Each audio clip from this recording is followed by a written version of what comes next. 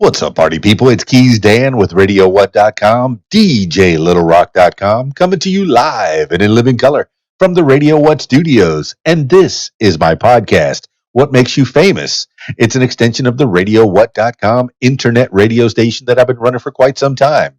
And if you need DJ services, where do you go?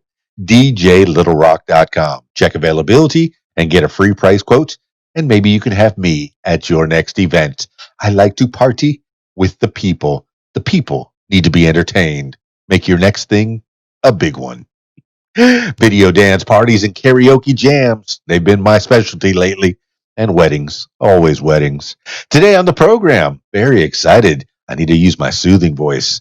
Brenda Rachel is coming on the program today. Yeah, and she's going to help you through. We're going to find out a little bit more about Brenda Rachel in the next few minutes.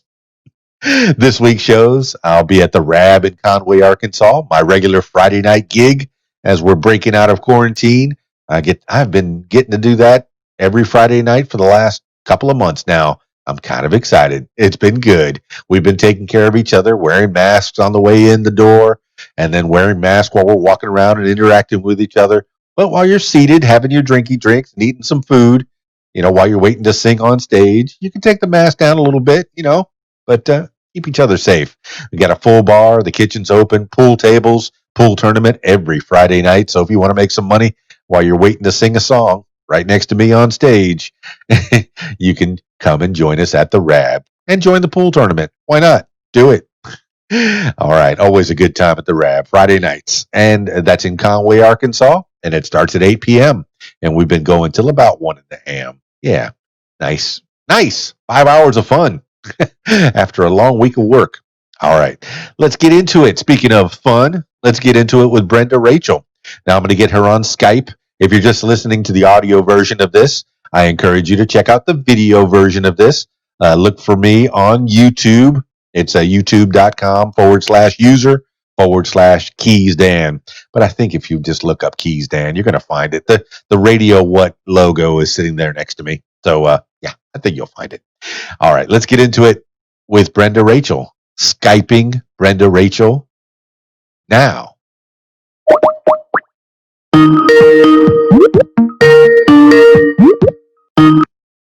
Is that better? You're a winner. Is that because I'm on a steno chair? Is that better? Yes, ma'am. Brenda Rachel. Do you want me to do you want me to shut my blinds behind me? You look just fine to me, I think. Well, it's entirely up to you. I like the nature behind you. I feel like I should be talking in a much lower toned voice to Brenda Rachel because it's all about the soothing times. When you listen to the videos and you read the great words that are printed on Rachel's YouTube page, it fills your heart with peace and joy and humanity.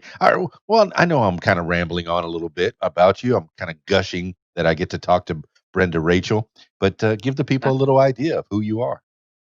Okay.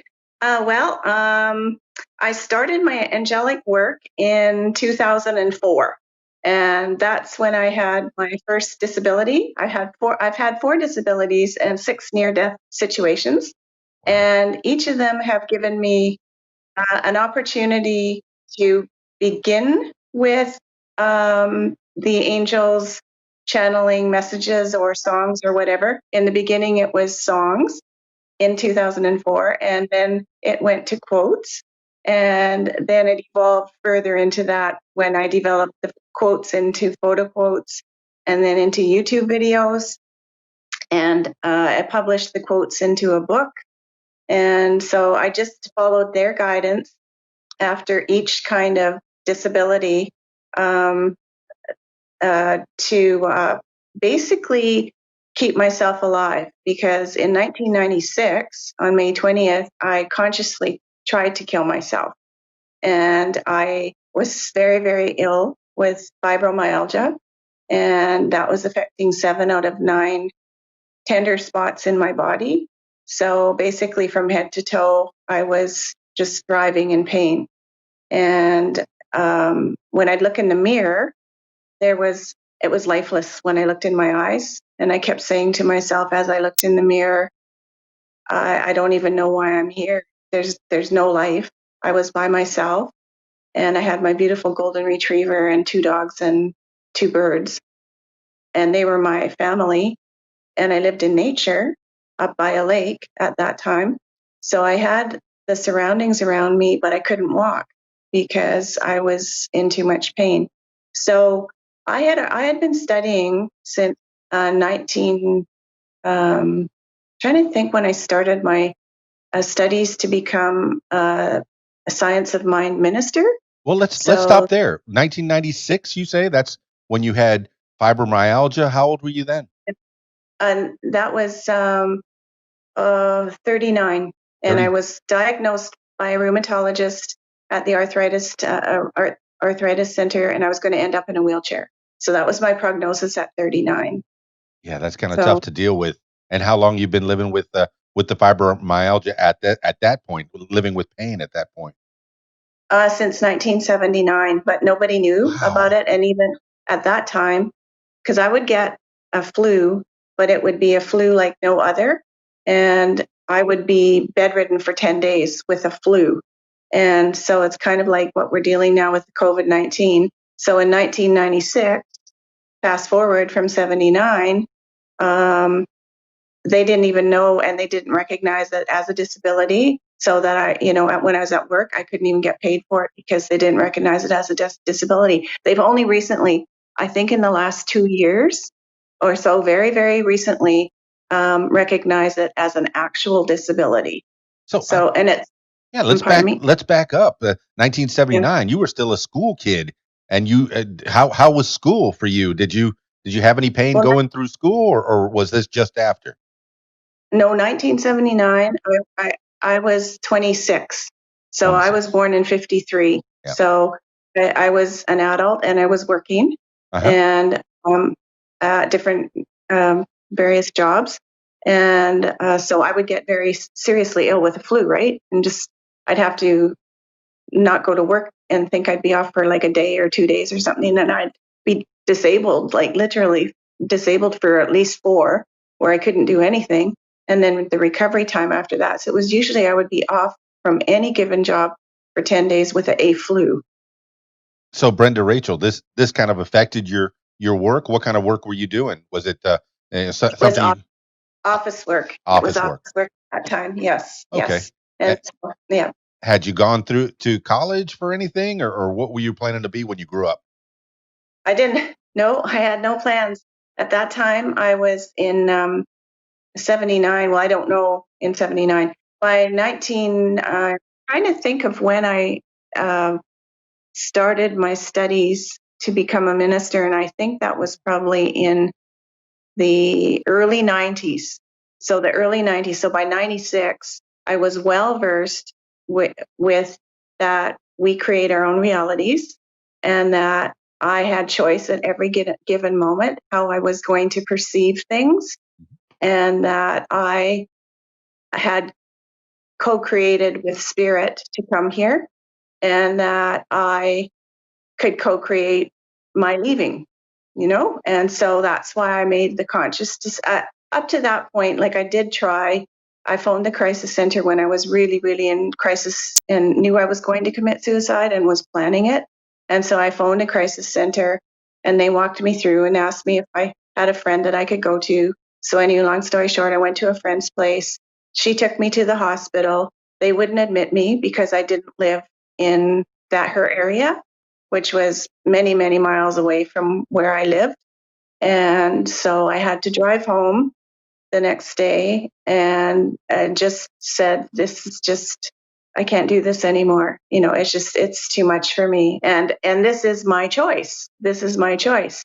No matter how anyone looks at it, like in their life, they have their own idea of life and death and how we get here and how we leave and all that. But at that moment, and I still at this moment know that I've chosen my path when I leave this planet.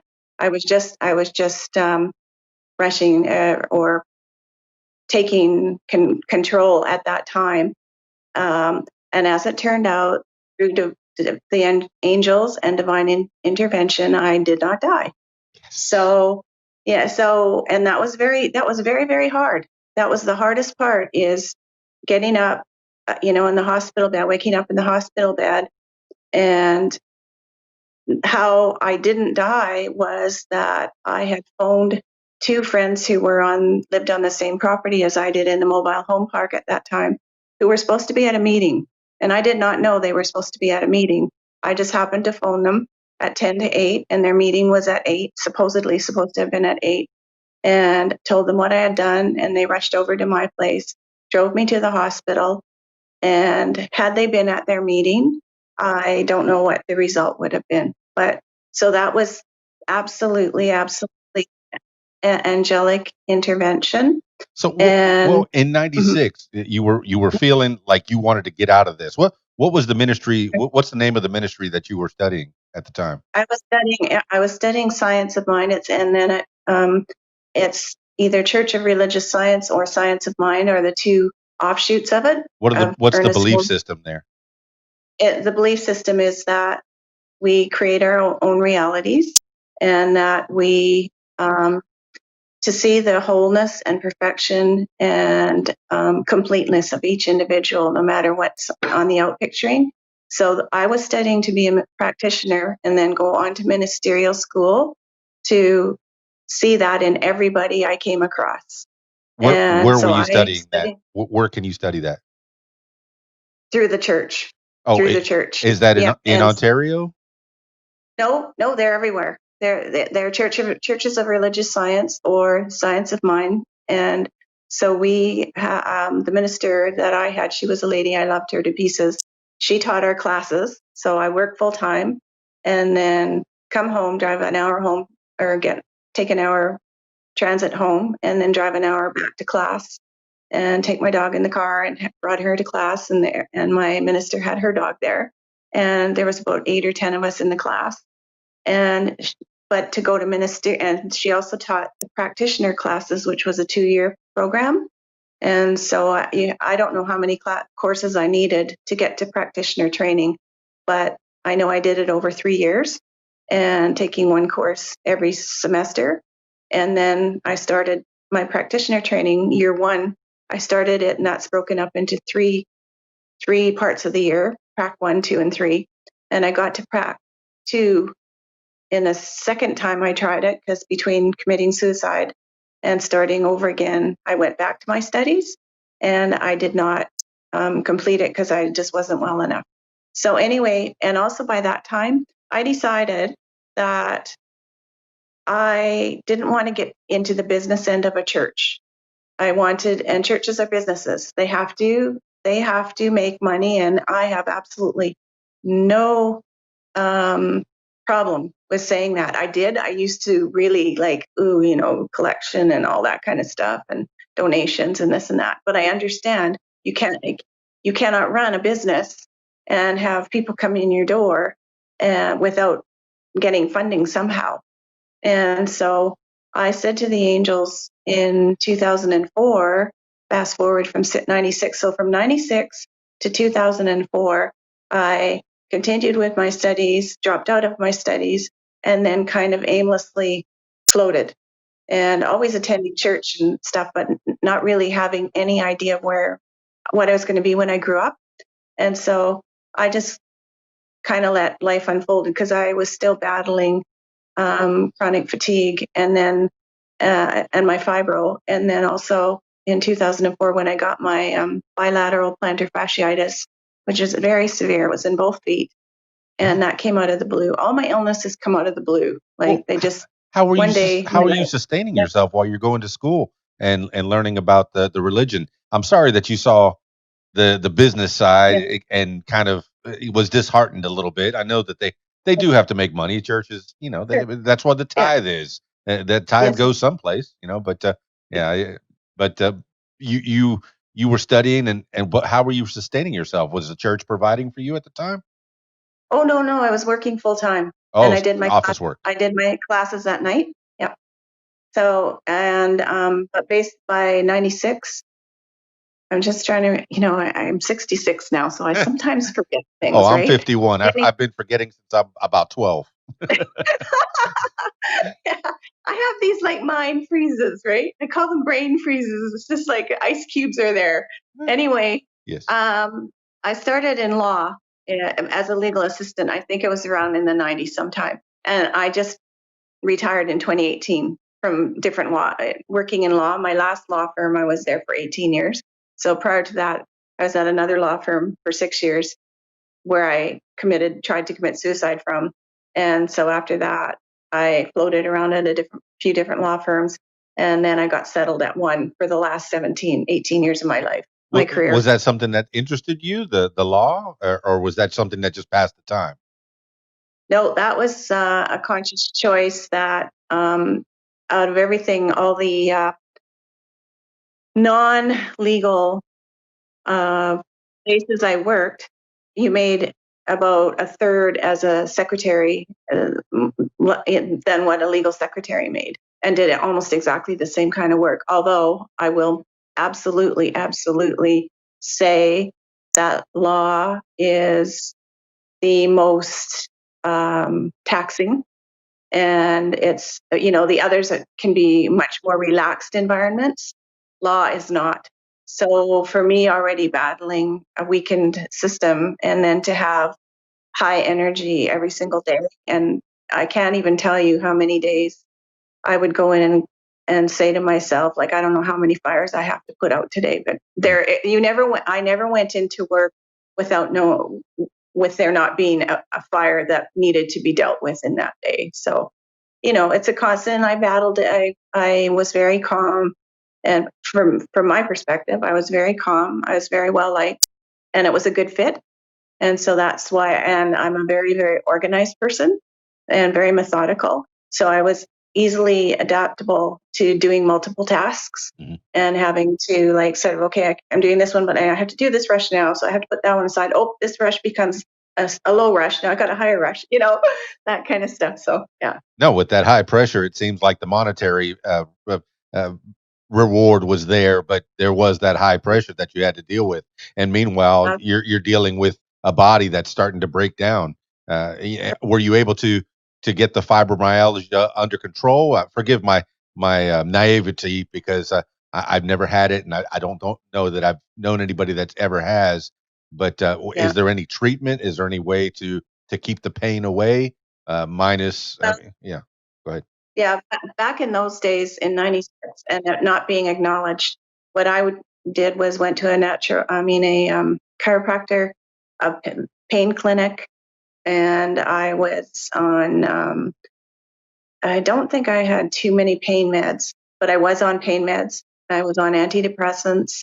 And then my girlfriend got into a company and became very, very successful in it.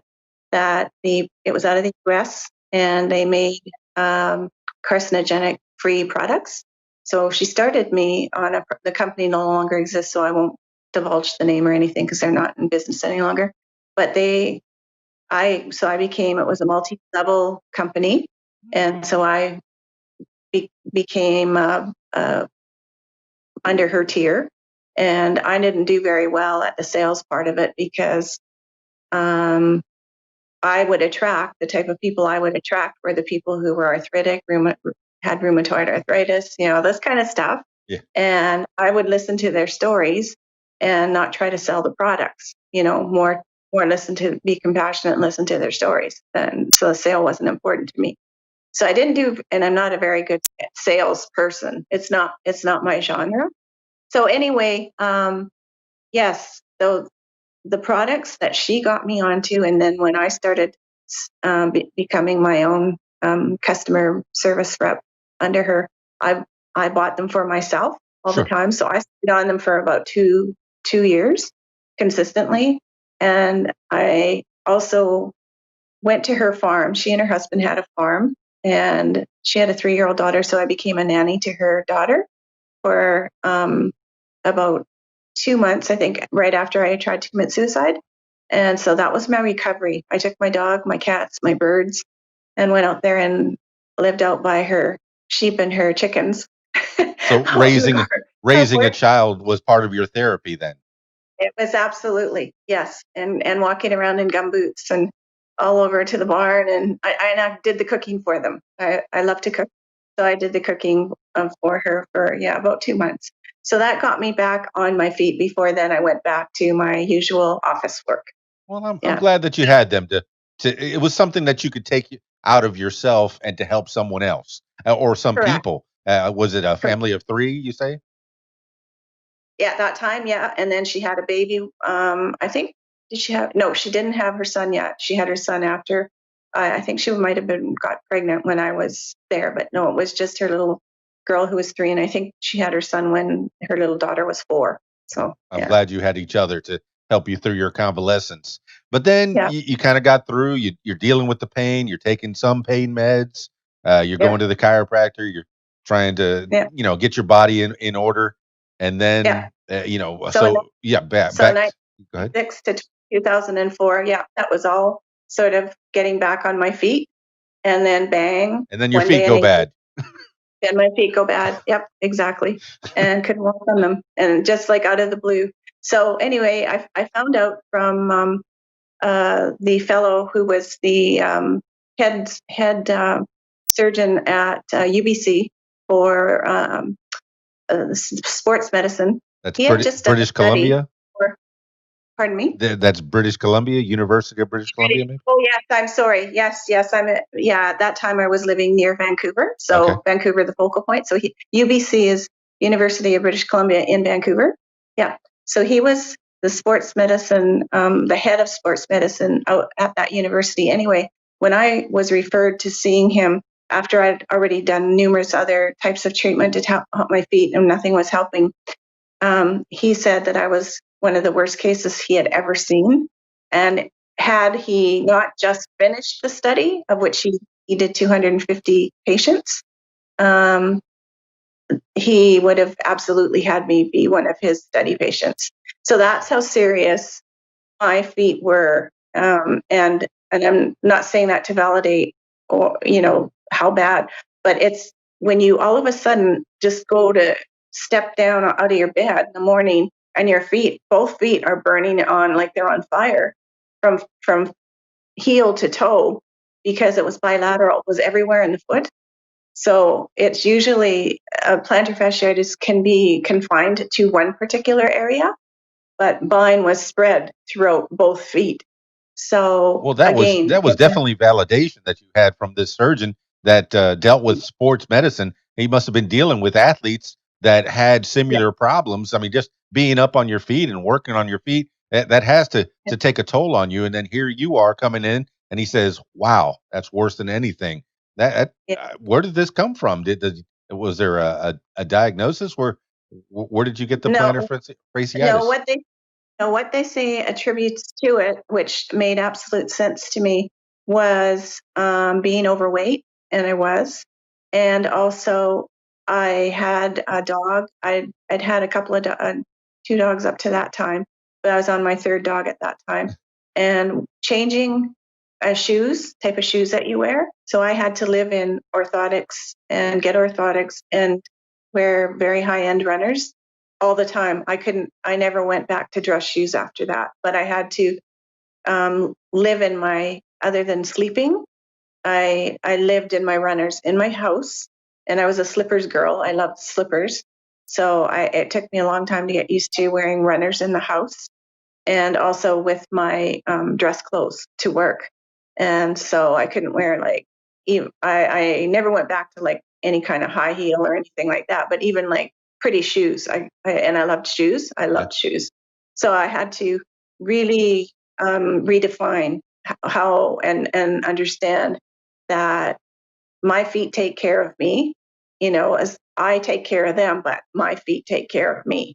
And so the other thing was the type of shoes. And the third most important was, or fourth, whatever, was terrain, changing terrain, walking from grass to pavement to grass to pavement. And I did that all the time with my dogs, all the time. I never stayed on one kind of terrain at the same time. And I was an avid hiker.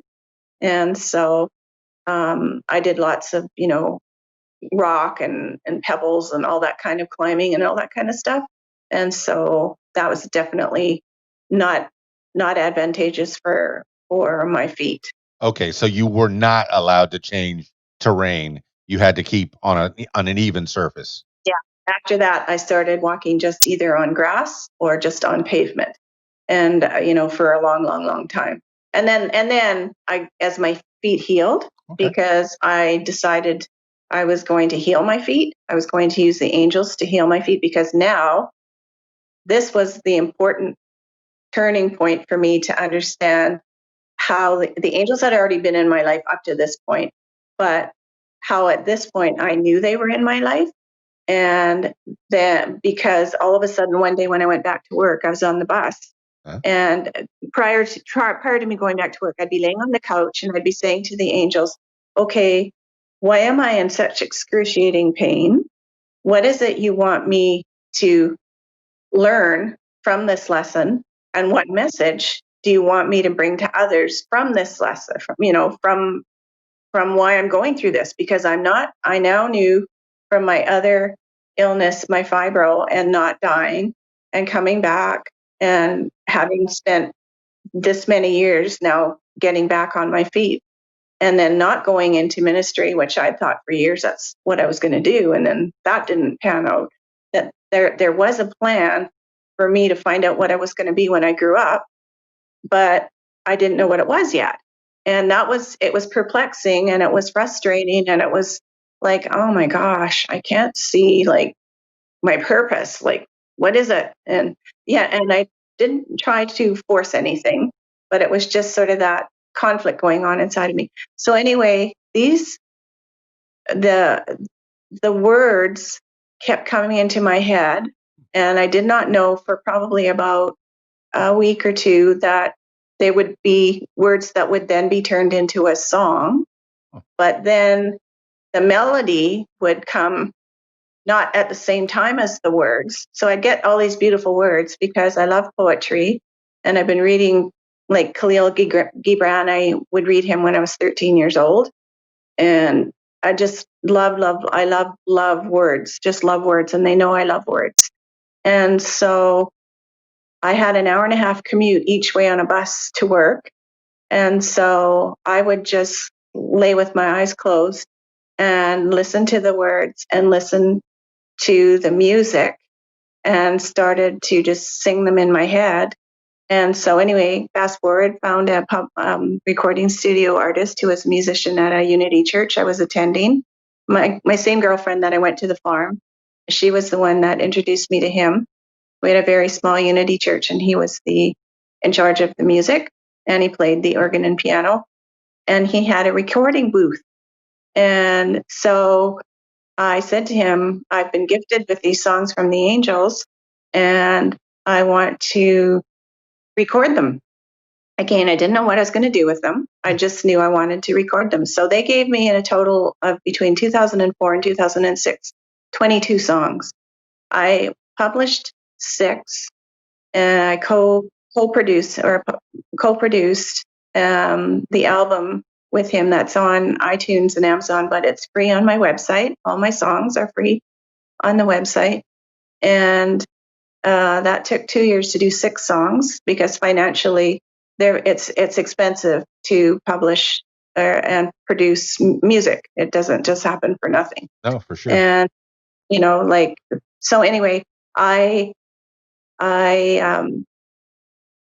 yeah, produced the music and just let that go. That was just sort of one thing I went, wow. And I was so excited. And, No, that's I was great that like, you were inspired. okay. You were inspired It, by angels, Brenda Michelle, Brenda Rachel. That's fantastic. When do you feel that they were first contacting you or first inspiring you? Was that 2004 or was that back in 96?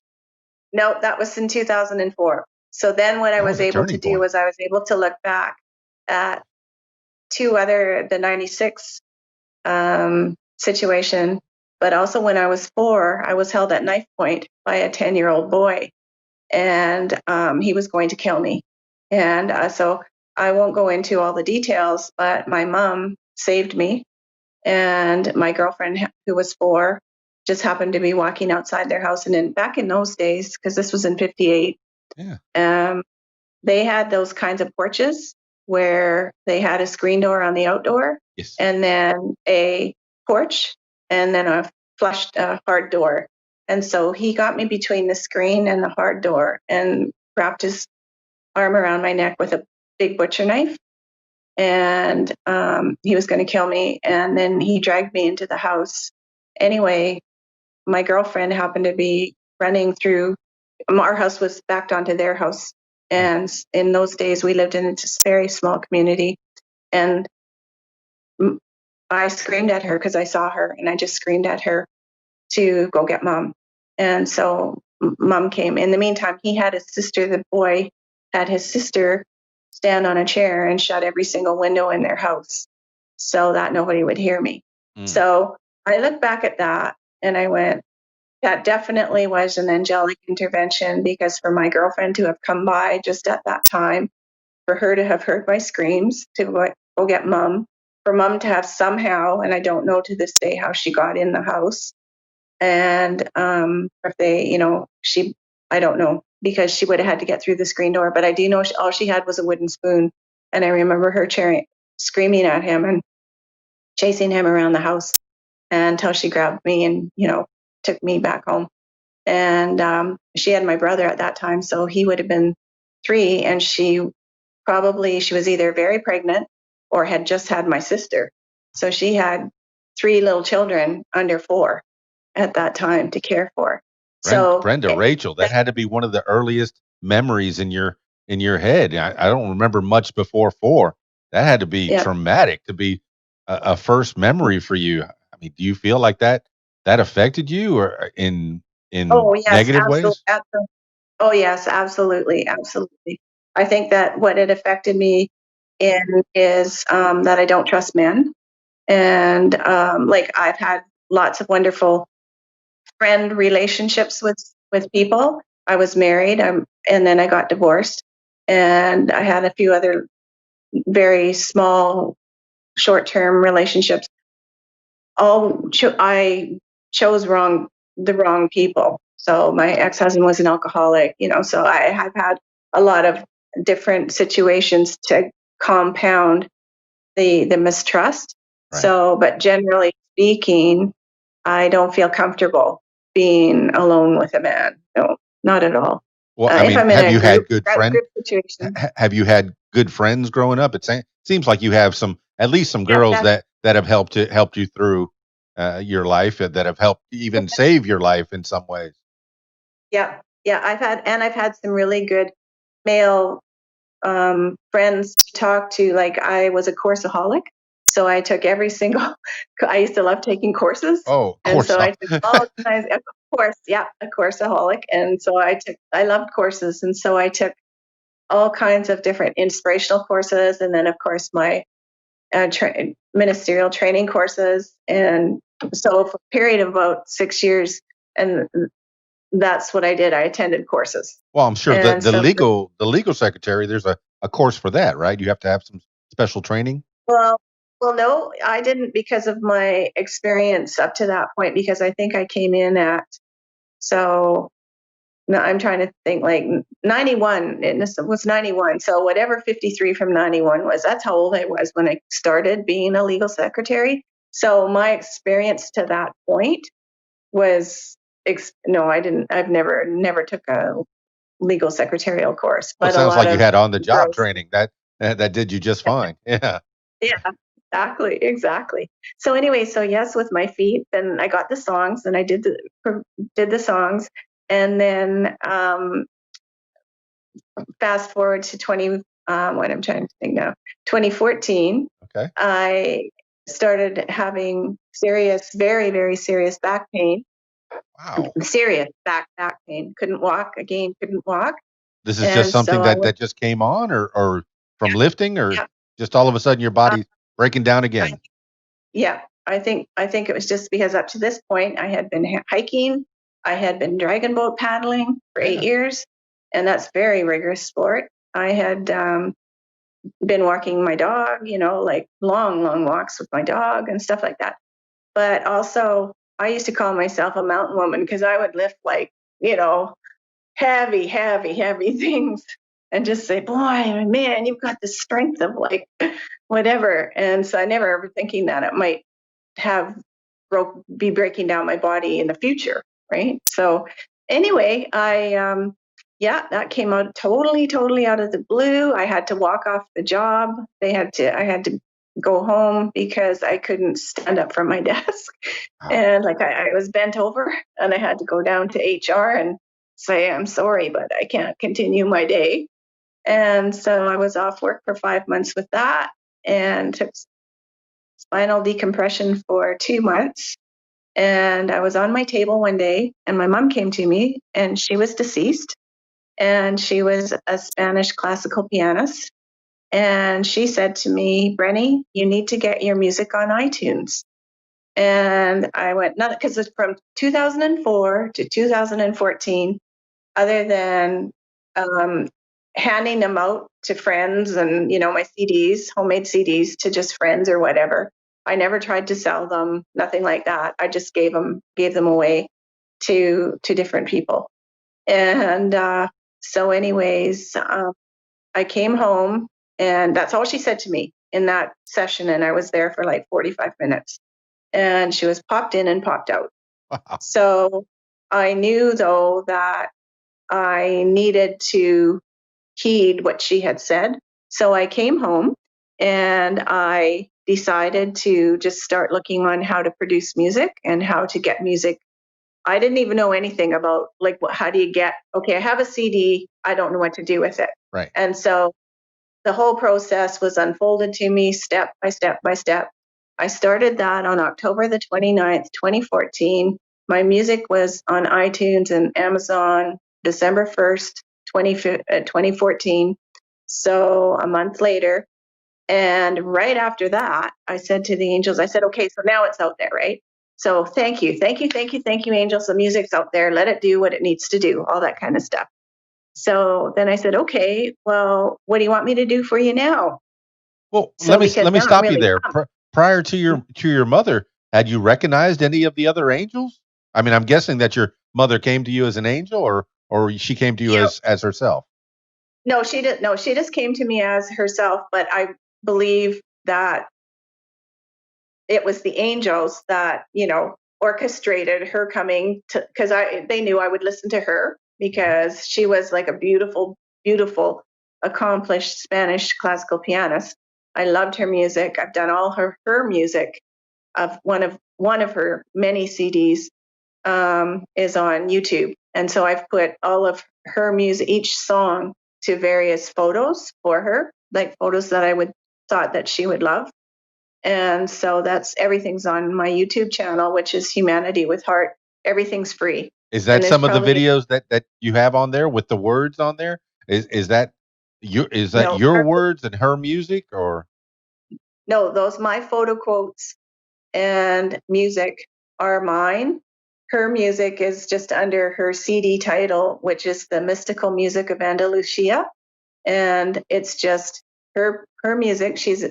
She played several of her 13 songs with her violist cohort, and so there's no photo quotes. It's just pictures to accompany her playing. So because I grew up with her from at the age of 5 to 17, she practiced 6 to 7 hours a day. So I would leave. She wouldn't be playing the piano when I left, but when I came home in the afternoon, she'd be playing, and she would have played while we were at school. And then she would play a little bit after dinner. And so every day of my life, I listened to her practicing.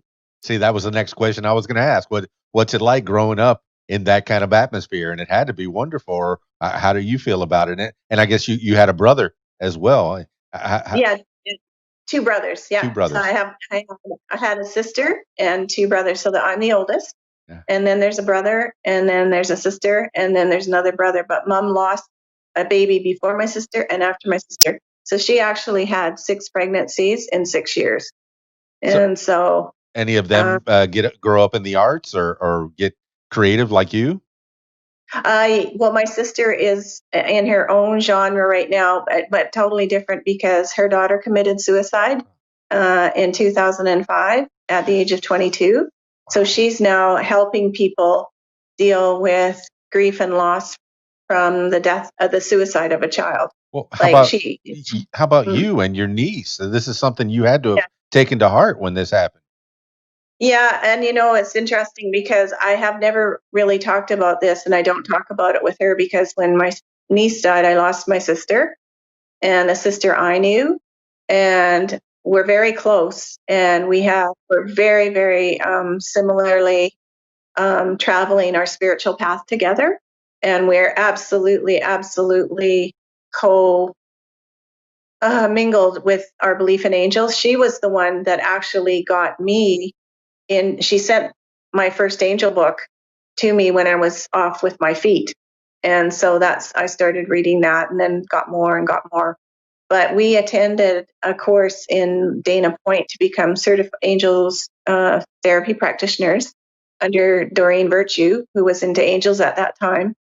And we got our certificate together, and that was 9 months after her daughter had died. So that was the closest we were for like bonded in that respect for many years because grief is a very lonely um, road for people to hoe and or travel. And I don't know. I've never had children, so I could not share that aspect with her of having had my own child to even remotely identify with what that would be losing a child. Couldn't So imagine. my grief over my niece has never been talked about, and I've never shared it with anybody because the only person I was the closest to in my whole adult life was her.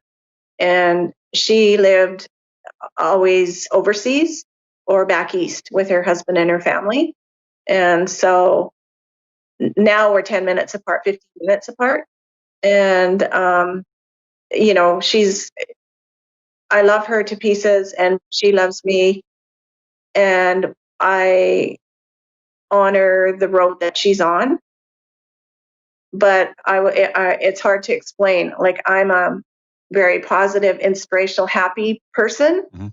and grief really destroys a soul. And so we've talked, and I don't think she'd be upset when I say this. She has never like we talked about this. Like, Brand, you're the bubbly one, and I'm the more serious one. But although she had lots and lots of fun when she was a teenager and stuff, she was way more a party girl and stuff when she was a teenager. I was never that. I went to church, and so we had different roads we went when we were teenagers.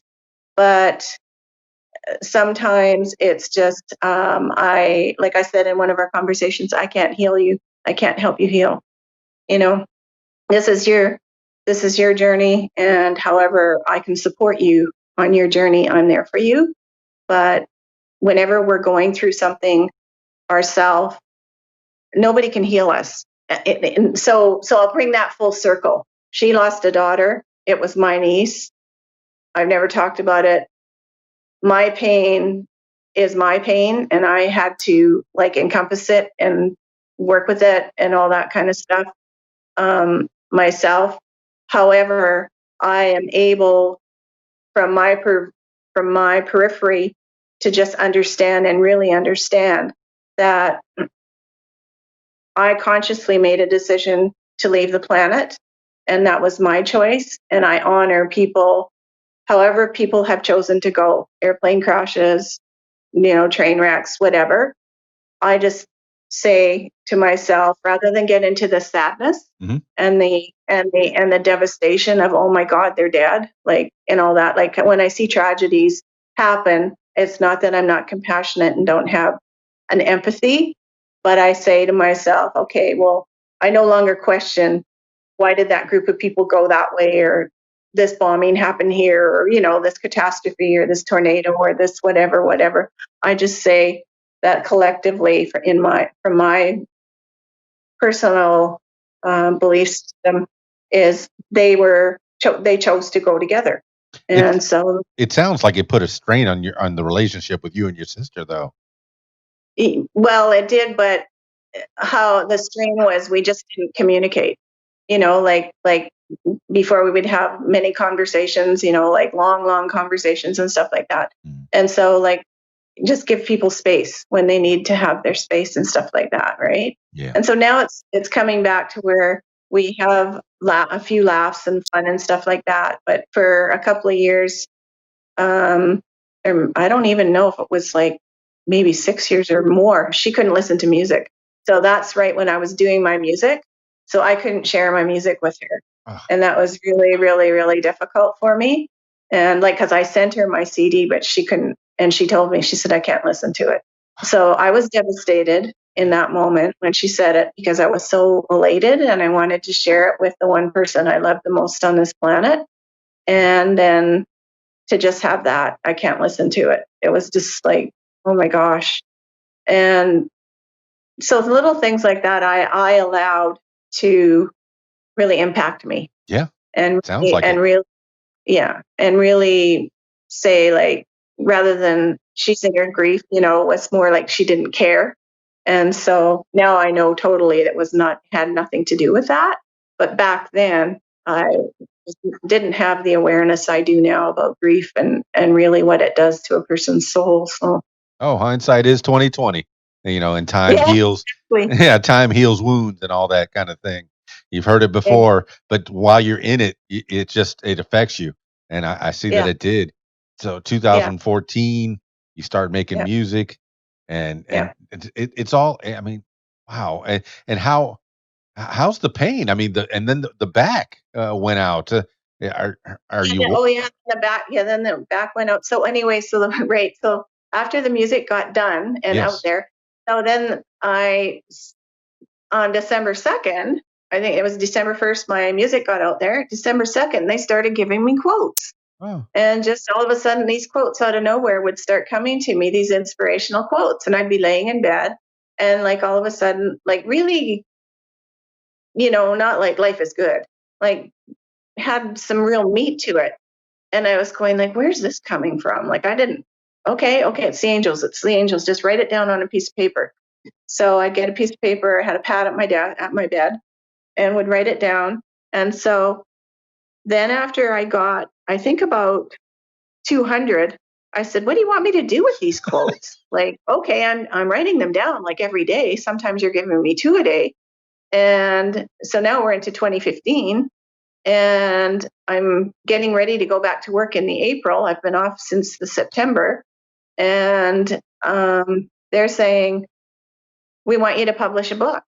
And I went, oh my gosh, I don't know how to publish a book. I don't even know if I have the money to publish a book. Like, okay, so you're going to have to help me like you did with the songs. So they did. And I got the book published through Balboa Press. And it is free on my website and just a download of it. And so just like the manuscript, but the quotes are there. And if anybody wants them.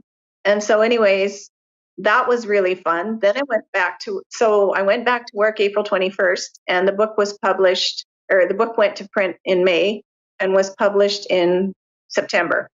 And so where was it published? How did you get it published? through a publisher, through a publishing company. Oh, how Yeah, great. yeah. So And how so how that was difficult was it after all? And how did the angels help you on this? well, that was just it was a lot of work once I found the publisher, and I kind of had already had an idea of who I wanted to use, which was Balboa Press. And so I just decided that at that time, that's the place that was just focused on using. I'm now in the midst of the beginning of doing another book, my second Oh, book, and I'm using another publisher, just cha- cha- changing because of choice. is this all And it all angel quotes, or is there any text that you've added into it? Is it all angel quotes? it's all angel quotes. Nothing, Wow, nothing there is no. It has there's 250 how quotes, amazing. and so it. I was just like blown away, and I loved it. And so there's a lot of work to putting a book together, and I was just newly back at work. And so anyway, that was a lot of fun because again, it was the birth of another baby. So the music, getting it out there was the first little, infancy of going through an artistic creation, getting born. Then the book was born. And then I said to them, okay, well, what do you want me to do now? I'm having so much fun, but now I'm working full time. And it's like, but I'm open. I'm here for you, whatever you want me to do. And so they said, we want you to do photo quotes we want you to do photos and messages, not photo quotes, photos and messages. And I said, well, I don't know how to do that. And then meanwhile, I had two ladies from different sources, because now I was on social media, which again I didn't know anything about social media. Mm-hmm. And so I had to get myself on various platforms and learn how to do all that myself. So two ladies from various entities said to me, do you have a website? We'd love to see, if your work is on a website. And I said, I don't know if I really want one. I don't know how to, do one. All the I don'ts, right? Yeah. Anyway, I did my own website. That's your website? You did it yourself? Because it's amazing. It's got so much information on there.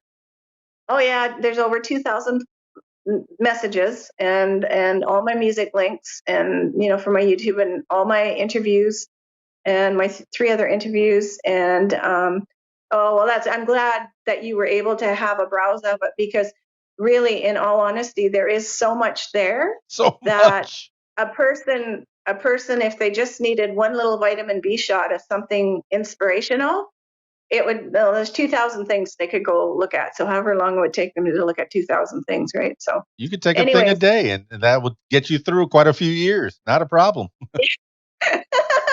Exactly. So I'm just keeping on with my website and just adding that. So then I did that, and I wrote, I think, about 500 messages with quotes. So these were longer messages with a beautiful photo, because they know I love words, and they know I love photography. I'm not a photographer. So that's how that came together.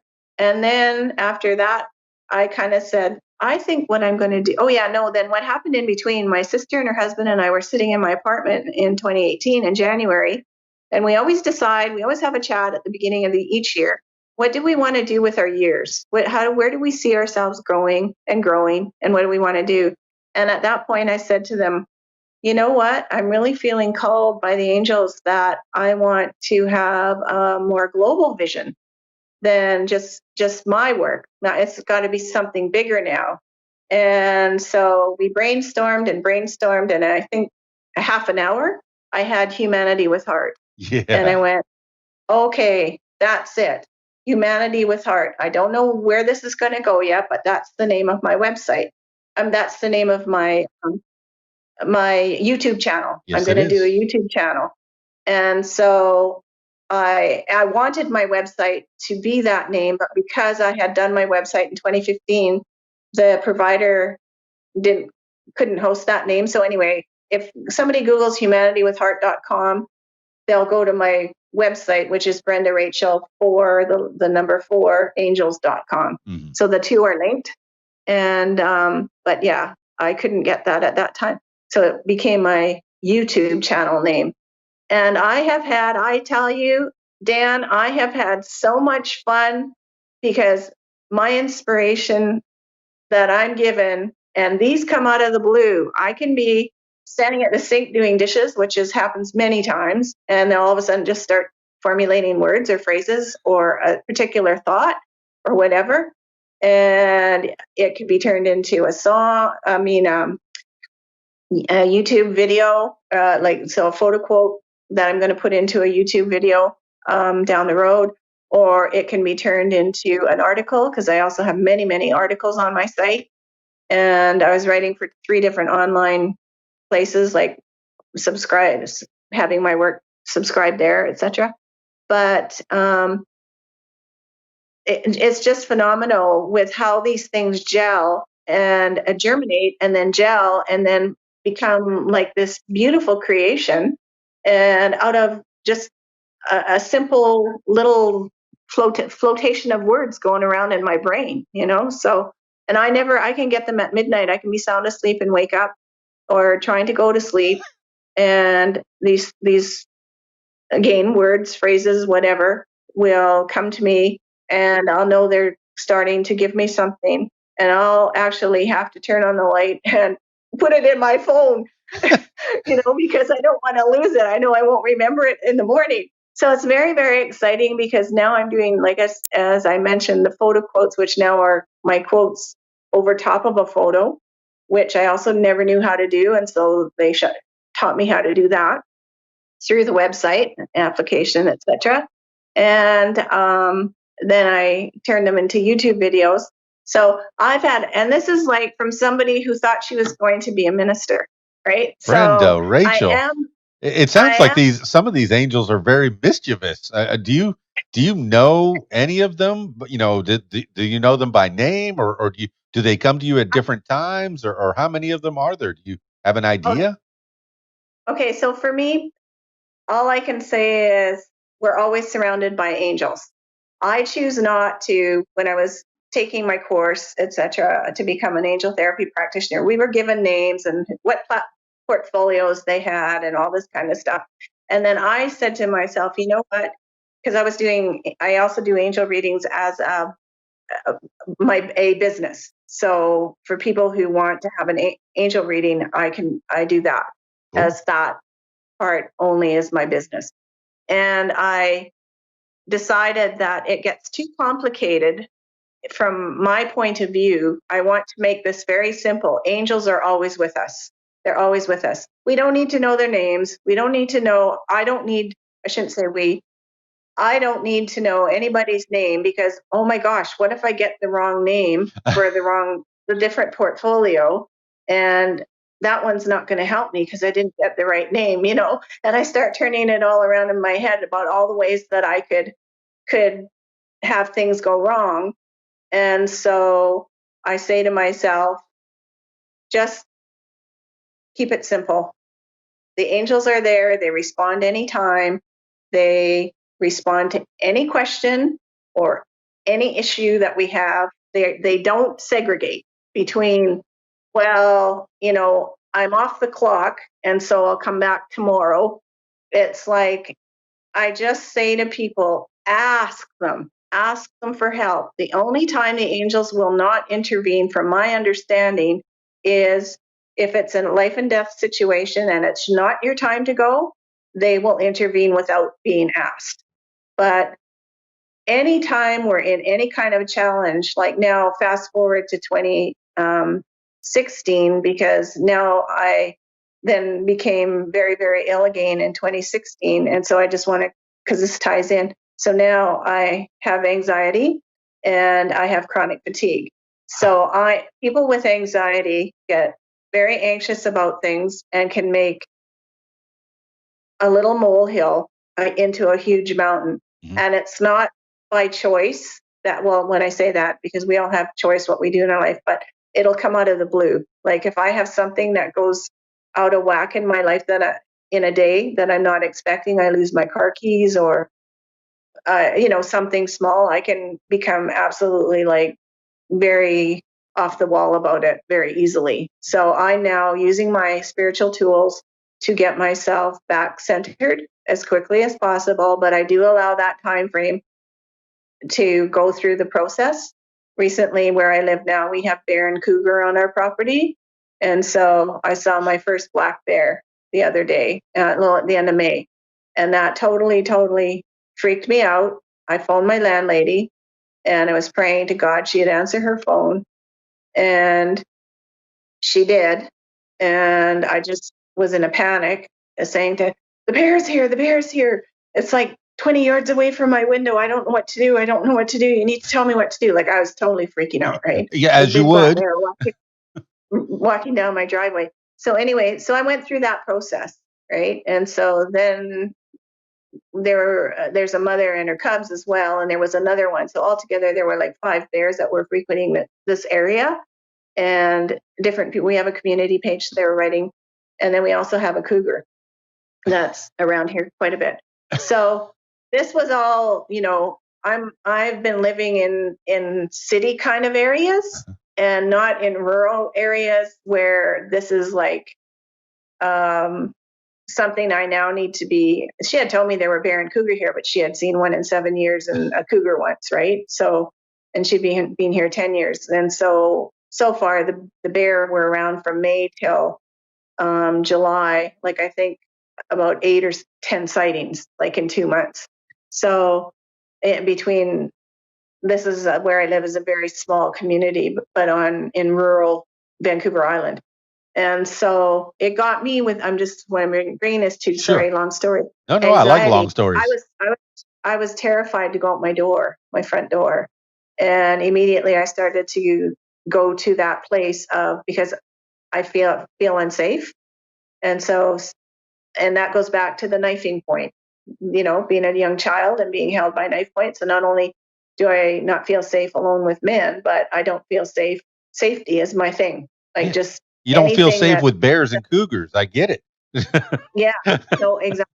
So I started to think I need to move. I need to move. I need to move. Well, I just moved here in December, Oh, mid-December, wow. and so I talked it through with my sister, who also has anxiety, and because anxiety comes from trauma, and so, or for me anyway, that's how I understand it. For me, that's like it's something triggers it. It absolutely is triggered by something that's gone on in some other situation to make me feel unsafe and feel afraid. And so I, so where, when I talk about, I can't remember where I was now when I brought the anxiety, because I was trying to tie it in to what I was talking about with the, well, I can't You remember. said See, this is what happened. 2016 was where you left off, where you started to get real Yeah, anxious. when I started to have the anxiety, etc., and all these sort of situations, but then also with the creative side of it. So that has just been my inspiration. That has been like when I get very afraid now, and there's something like that. I'm in bed and I'm shaking, and I um, feel that I have to get really centered, and I'm the only one that can do it. And this is me. Oh yeah, I was talking about choice before, about choice to leave and stuff like that. But Right. for me, this is where I, instead of having panicked breathing and things that I've had happen to me before and white knuckling it and all that kind of stuff, I just lay there. I calmly put my hands on my chest and I go, okay, just ask the angels to just calm you down now. You're safe, you're inside your house and nothing's going to happen. So I talk calmly to myself. I get myself centered, and then I say, it doesn't mean that you can't continue. If you think you need to move, that you want to look for a place tomorrow or whatever, but just right now you need to bring yourself back to calm and to being centered. And so that I get to that place much much quicker now, and I have the tools that I've been given to get there.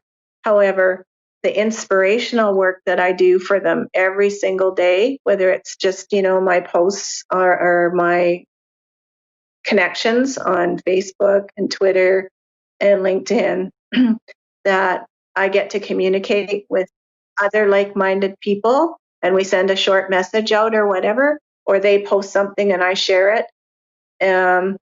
That's how I feel I'm doing my ministerial work, and sharing other people's beautiful, beautiful posts that aren't necessarily anything they've written, but just that's come to them that they've just loved. And it's something that for me, I went, these are beautiful words that have come either from Buddha or Ramdas or, wherever. And that I just want to move on. Khalil Gibran, all these kind of people, or different ministers. I'm connected with a lot of science of mind ministers and unity ministers. And anyways, to just pass one inspirational word from one person on to another person and you don't know where it's going to go. And that's the beauty of the ethers of the internet, is you just put it out there, Yeah. and whoever is meant to gets it, and whoever is chooses to read it and chooses to understand and accept for them whatever the truth is in that message. And then if they choose to change, however they've been up to a certain point because they've read something that is paramount to them wanting to change, then that can affect someone to change.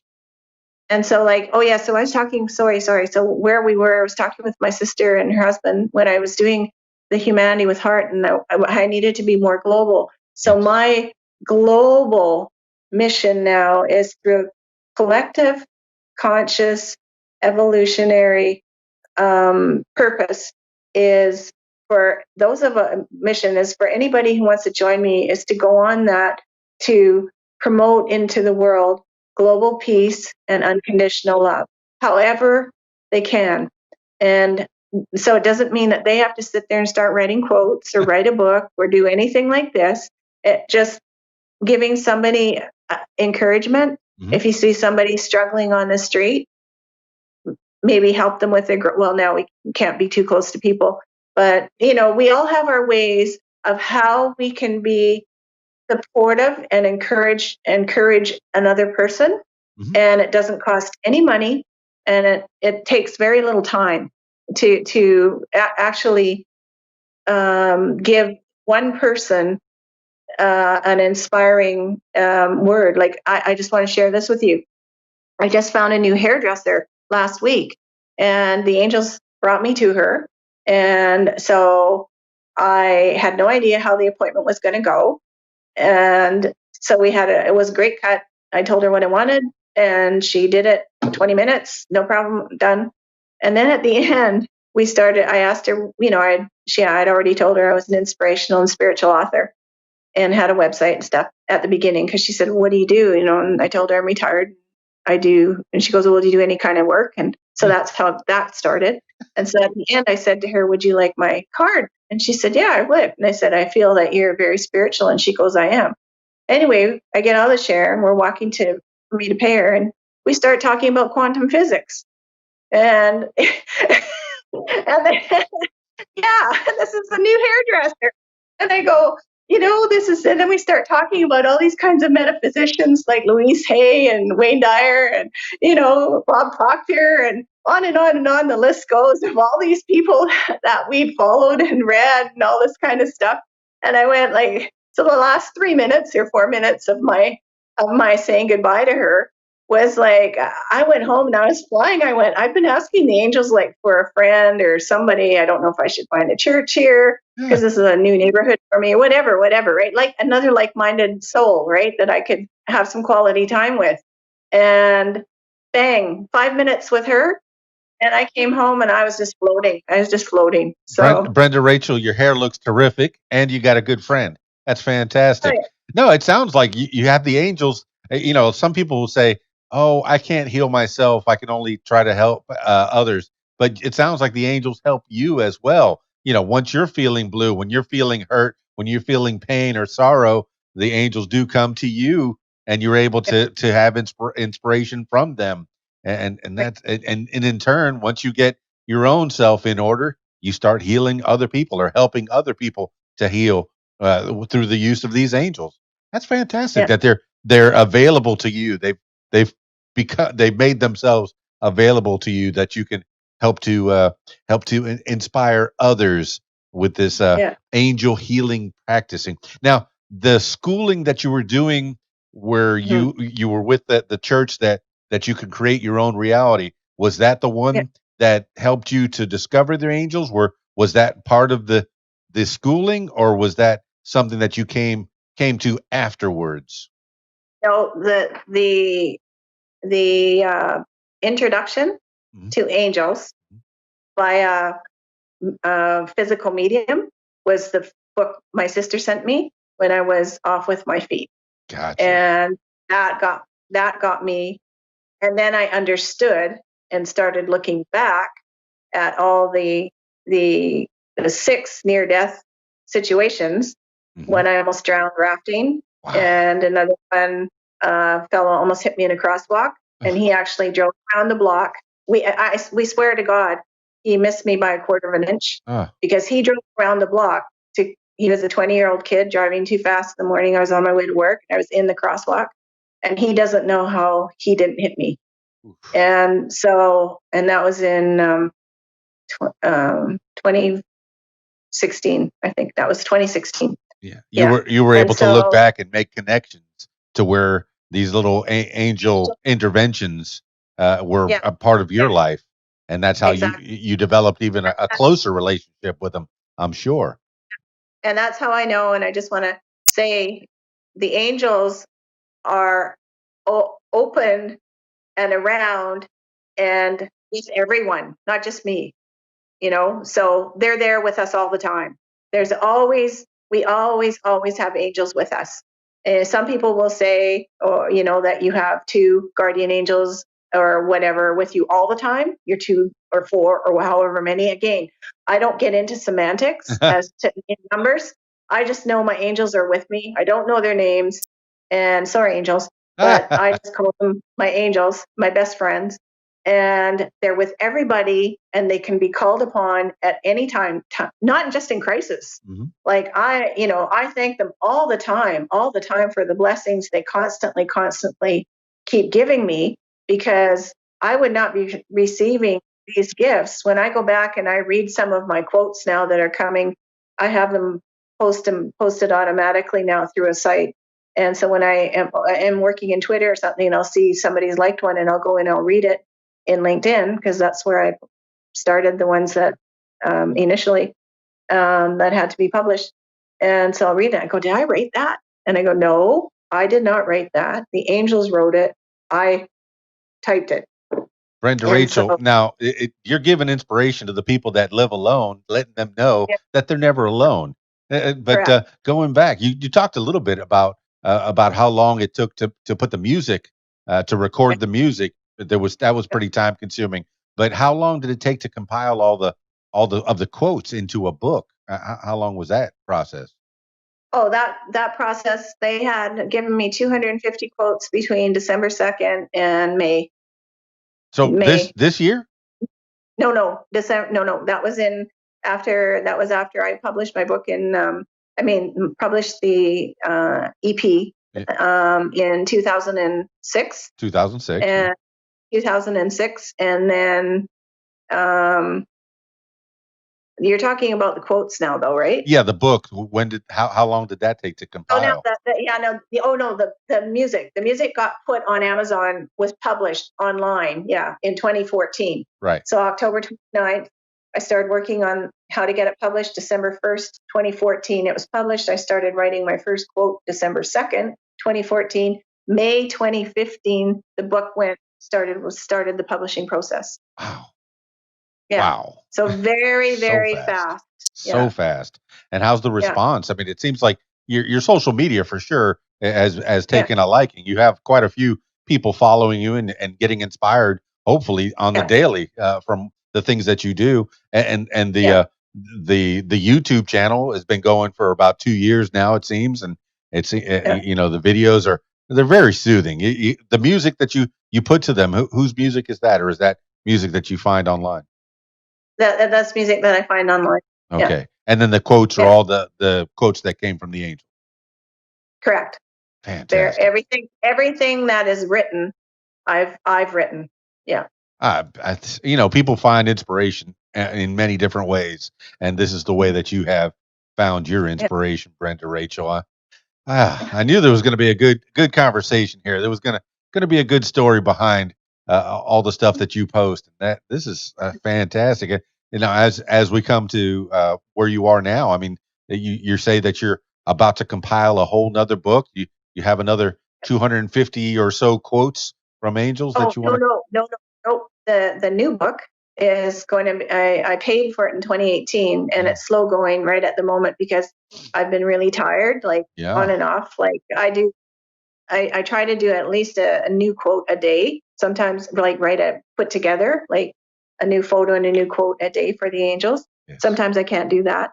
And so that's okay. There's no time limit. They don't have it's just my inspirational thing when I get something and I go, wow, this is beautiful. I want to put it out. So they're not Um, demanding of your time. They they I they no, go they're on not your saying pace. you're on your punch card here, girl. No, no, you got to punch in at 8 and punch out at 6. No, no, they don't work like that. Say no, I'm Uh, retired, baby. yeah, but no, this is the story, my story. This is of my 4 disabilities and Yeah. the 6 near death situations. Yeah. So this is an actual autobiography. But this is also how you overcome. My goodness, some people would have quit a long time ago, and you almost did quit in Yeah. '96. And I'm glad you're here. I'm glad we were able to have this conversation, and I look forward to following you even more as time progresses. And when this biography comes out, this is, Yeah. I haven't written one book. I've talked a lot into microphones. There's a lot of recordings of my voice out there, but I haven't had the chance to write any of it into a story. But you become part of my story. Me getting to talk to you becomes part of my story. I get an idea of who That you are.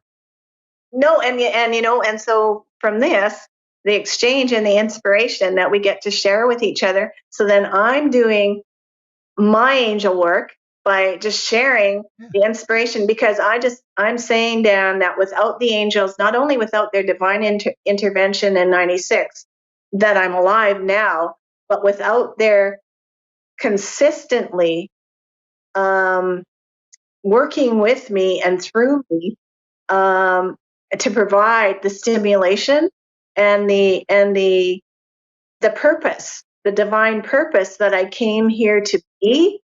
That's what's keeping me alive because that's what's feeding my soul. And I believe that so many people, their souls aren't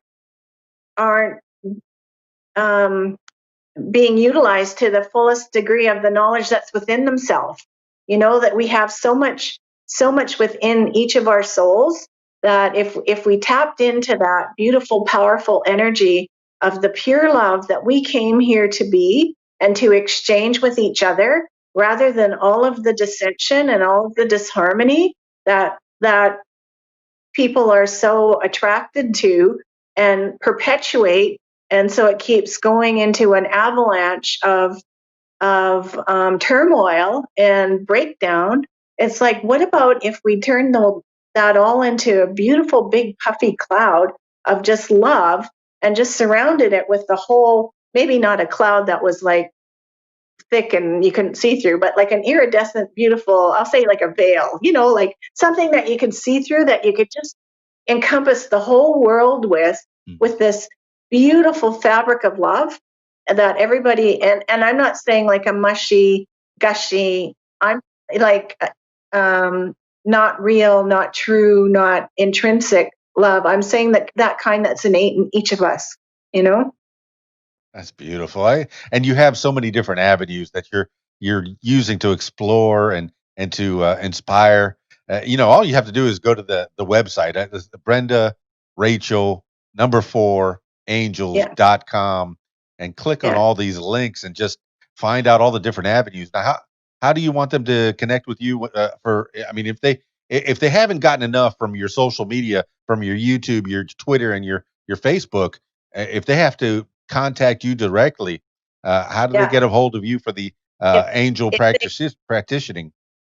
Yeah, if they go to my website, and so they can also do, if it's easier for them, rather than the Brenda Rachel 4 number 4 angels.com, also humanitywithheart.com. That could That be makes easier for sense. them to remember. Just humanitywithheart.com. It will take you there, and on underneath my contact, there's a contact page, and there's also my email is on there under the angel healing practitioner. It's also my email address is there. So beautiful, and you've opened yourself to the world.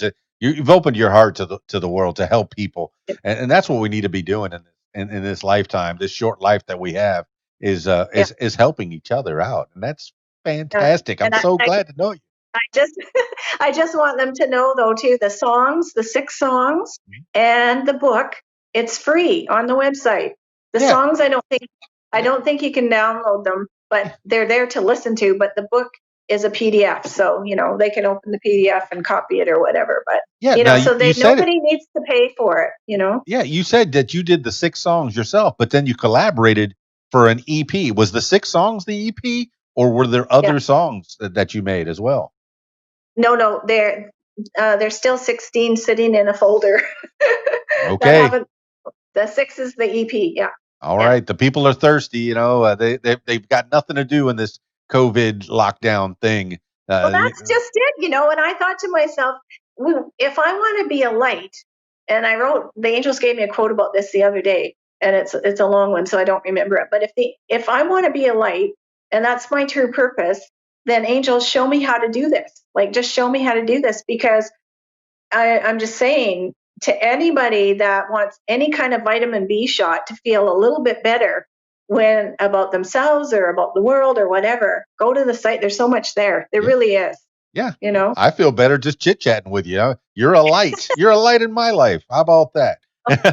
All right, Brenda, Rachel. I mean, if there's nothing else, no other avenues you want to explore, I always finish these things off with like last words for the people. Brenda, Rachel, you can talk about, well, I mean, you have tons of quotes behind you, but it could be just one that you've lived by, some words to live by, or it could just be something that pops into your head right now in this crazy time that we're living in. Brenda, Rachel, give some last words for the people. Okay, my angelic words to you, which the angels gave to me, is never give up, never lose hope, no matter what. The angels are always with us in all ways. Well, there you have it, party people. Brenda, Rachel. Man, she's got the angels working at her side, just helping, helping people through the angels. That's fantastic. I don't care what your beliefs are. If she I mean, you have to have some faith, and she has faith that these angels are helping right with her. I mean, I'm so excited. I wish I had the help of angels, and from what Brenda Rachel says, I have the help of angels. They're always with us. They're always hanging out right next to us, taking care of us. So, I can't. Yeah, I hear you. I hear you. I can't fully say that there are no angels. I can't fully say that there are. Okay? You don't know. I don't know. I'm very excited. Brenda, Rachel, thank you so much for letting me know and giving me a little insight on what these angels are doing and how you're helping people through these angels. I encourage you to check out her website, humanitywithheart.com, or Brenda Rachel number 4 angels.com. And you can find out more about angel healing practicing. She's an angel healing practitioner. That's fantastic. See, and follow her on Twitter. I mean, she's always giving some good quotes, letting you know that things are going to be just fine, no matter what. Yeah, there's always some. That's what we need to be doing on this world, in this world, and the little time that we have is helping each other out. Man, it's good. It's good to have conversations with folks. I appreciate that so much. Thank you, um, Brenda, Rachel, for being on the program. What makes you famous? That's it for me. Oh, well, if you'd like to tell your story, yes, I'm talking to you. If you would like to tell your story, I encourage you to give me a call at 501-470-6386 or email info@radiowhat.com. That's it for me. It's Keys Dan, radiowhat.com, djlittlerock.com. Peace. I'm out of here.